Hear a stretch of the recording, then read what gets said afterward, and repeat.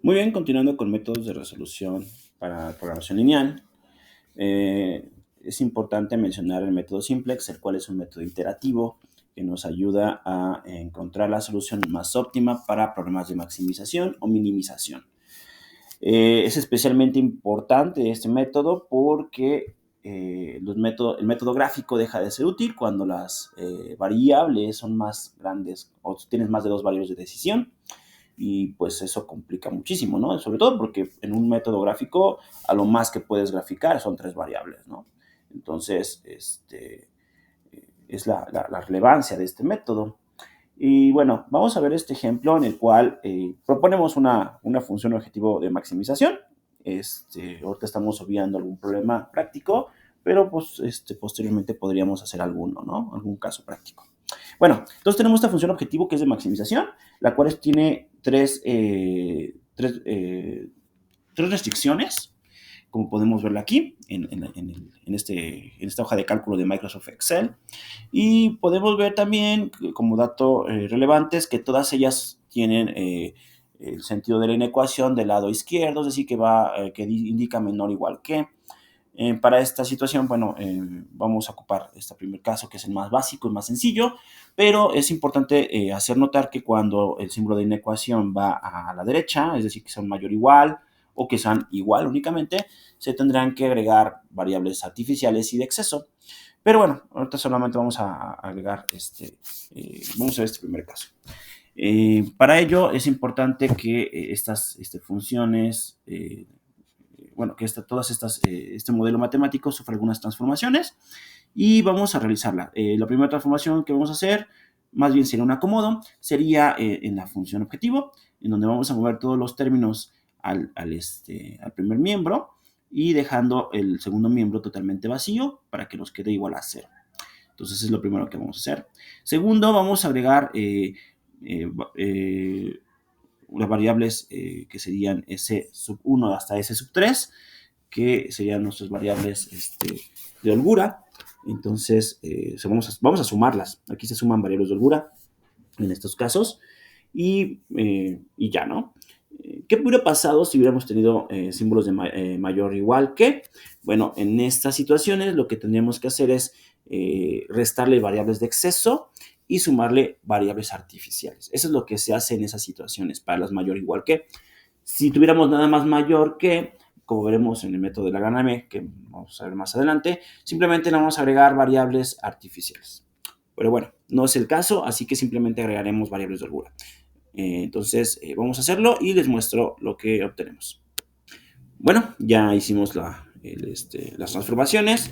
Como notarás, la función objetivo se le agregaron, bueno, se movieron los términos al lado izquierdo de la ecuación, cambiándole su signo, obviamente, para evitar modificar la igualdad, ¿no?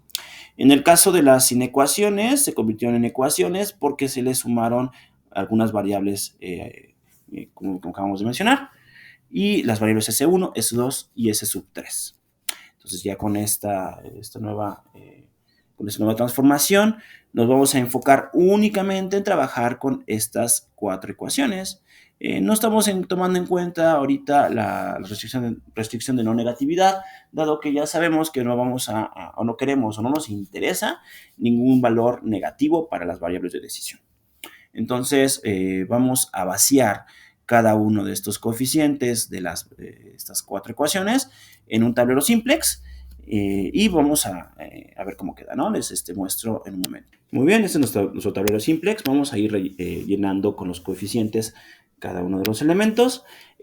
Vamos a empezar con la primera fila. Ahorita yo ya agregué estos nombres, pero ahorita les explico cómo agregamos nombre a cada fila. Empecemos, es más, lo voy a borrar y ahorita en un momento les explico por qué tenían esos nombres. Entonces, vamos a agregar únicamente coeficientes de las ecuaciones en estas celdas. Por ejemplo, la z de la primera ecuación, z no tiene coeficiente, pero se sabe que por defecto es un 1.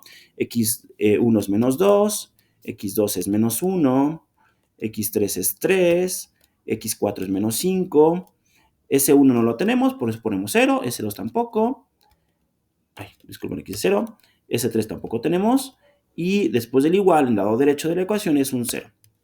Ya que hicimos eso, vamos con la siguiente ecuación.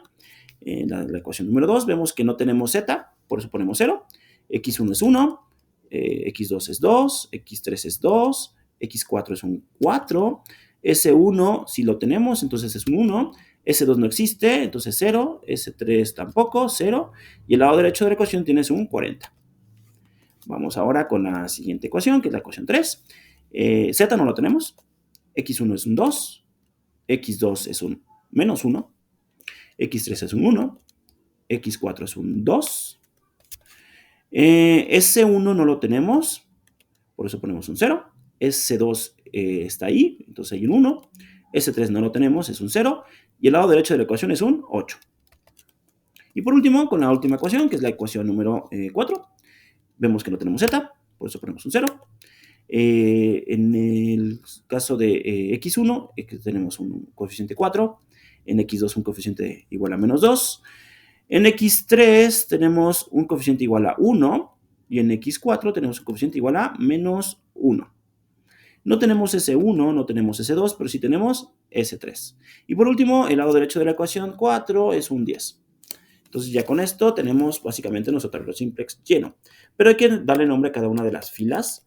En este caso vamos a empezar con la primera fila. ¿Qué nombre va a recibir? Bueno, para saber el nombre que recibirá, tenemos que analizar si en esa fila tenemos unos. Por ejemplo, aquí está este 1 y está este menos 1. Pero aquí es importante enfocarse únicamente en los unos positivos. Entonces nos enfocamos en este 1. Ya después de que nos enfocamos, nos aseguramos que arriba y debajo de ese 1 existan puros ceros. Si tú te das cuenta, en esta columna tenemos únicamente un 1 y lo demás son ceros. Por esa razón, esta fila recibirá el nombre de Z. Vamos a ver la siguiente fila y tenemos como 1 sería este, 1 positivo, claro, y este.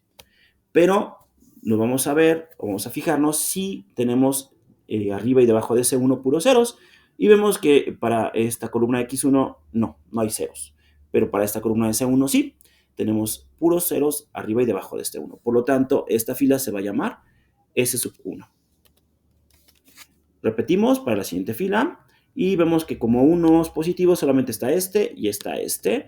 Por lo tanto, el nombre de la fila va a ser S2 porque si tú haces podemos hacer como una especie de L. Entonces vemos que puros ceros arriba de este 1 y en este caso este sería una S2. Y la última sería S3, como podrás notarlo, porque a pesar de que tenemos este 1 y este otro 1, el único que tiene valores de 0 en esa columna sería esta columna S3. Aquí no, aquí tenemos puro un 1, pero tenemos valores distintos a 0. Entonces, arriba de este 1 hay ceros y ya, por esa razón simplemente es S3. Ok, ya que tenemos este tablero simplex que acabamos de crear, lo siguiente sería, pues en este caso, ver cómo vamos a optimizarlo, ¿no? Para ello, en problemas de maximización, vamos a enfocarnos en la fila Z, y en esta fila Z vamos a enfocarnos en las variables de decisión y las variables de holgura y de exceso y artificiales en caso de que existan. Y vamos a analizarla y para maximización vamos a buscar el valor más negativo. Si fueran de minimización tendríamos que buscar el más positivo. Pero aquí vamos a buscar únicamente el más negativo porque es de maximización. Entonces vemos que el valor más negativo es menos 5, lo que significaría que la variable entrante va a ser x3. Vamos a resaltarla para que podamos nosotros trabajar con ella. Y ahora lo que seguiría es determinar cuál sería la variable saliente. La variable saliente va a ser determinada cuando nosotros tomemos el lado derecho de la ecuación o la última columna y la dividamos entre los elementos de la columna x3. Vamos a excluir la fila z y vamos a trabajar a partir o después de la fila z. ¿Ok? También otra cosa que hay que excluir es que cuando veamos valores ceros en esta columna o negativos, también no se van a considerar. Entonces vamos a excluir, dijimos z y la fila de C3 porque hay este menos 1. Entonces vamos a dividir, en este caso, el 40 que tenemos en el lado derecho entre el número 4 que tenemos aquí. Y en este caso nos va a dar 10. Y después vamos a tomar el 8 que tenemos de este lado y lo vamos a dividir entre, pues, 2, que nos va a dar 4. Repetimos, no vamos a hacer la división de 10 entre menos 1 porque es un valor negativo. Y si fuera 0, menos lo hacemos. Ok, ya que hicimos esto, lo que seguiría sería elegir entre estos resultados y tomar el más pequeño de todos. evidentemente el más pequeño es 4. Entonces, la fila o la variable saliente sería S2. Y nuestro pivote va a ser el lugar donde se cruza tanto la fila como la columna, que en este caso sería este 2. Entonces, aquí el objetivo siguiente es que vamos a hacer un nuevo tablero. Y en ese nuevo tablero vamos a hacer que este 2 se convierta en 1. Para lograrlo, vamos a hacer una operación en esta fila. Vamos a dividir toda la fila entre 2 y vamos a dividir cada elemento entre 2, es decir, el 0 entre 2, 2 entre 2, menos 1 entre 2, 1 entre 2, 2 entre 2, que nos dará 1, 0 entre 2, 1 entre 2, 0 entre 2 y 8 entre 2. Para facilitarlo, bueno, vamos a hacerlo con Excel y casi de forma automática. Vamos a crear el otro tablero y regresamos. Pues bien, vamos a continuar. Nada más se quiere hacer una aclaración. En esta columna por error puse X3, ya la renombramos de forma correcta para que podamos continuar, ¿no? Aquí debe ser X4, porque es la columna X4, ¿de acuerdo? Bueno, entonces dijimos que vamos a hacer este 1. Recuerden que la variable saliente fue S2 y la vamos a llamar por X, vamos a cambiarla por X4. Se va a llamar ahora X4. Entonces, comentamos que vamos a dividir toda esta fila entre 2. Entonces, vamos a tomar este 0 y lo partimos a la mitad. Y vamos a hacer lo mismo con los demás elementos. El 2 lo vamos a dividir entre 2, el menos 1 entre 2 y así sucesivamente. Vamos a obtener estos resultados y notamos que queda este 1 que es el que estábamos buscando. Ahora el siguiente objetivo es hacer que todo lo que está arriba y debajo de este 1 se convierta en 0.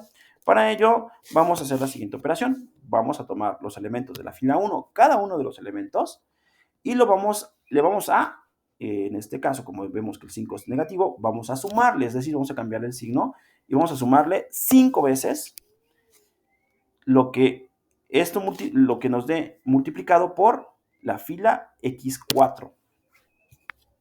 Entonces, al hacerlo, obtendríamos estos resultados. Esto hay que hacerlo a cada elemento. Por eso lo estoy haciendo con Excel para facilitarle el cálculo y realizarlo más rápido. Vemos que a la parte superior nos va a quedar un 0. Vamos a repetir el procedimiento, pero para la fila S1. En la fila S1 vamos a tomar cada uno de los elementos y le vamos a restar 4. Restar 4 que multiplique a cada uno de los elementos de la fila X4. Cuando hagamos esto, obtendremos también estos resultados, que nuevamente, te repito, se hace 0. Ese es el objetivo. Tiene que serte 0 aquí. Si te da diferente de 0, algo hicimos mal, entonces tenemos que revisar las operaciones.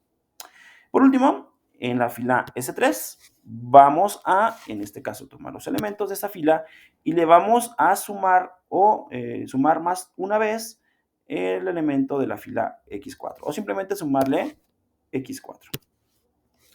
Y hacemos las operaciones y vemos lo siguiente. Nota aquí que, por ejemplo, lo que hice fue tomar 0 más este 0, me da el 0 que está acá. 4 más 1 me da este 5. Menos 2 menos 0.5 me da menos 2.5. Después 1 más 0.5 me da 1.5.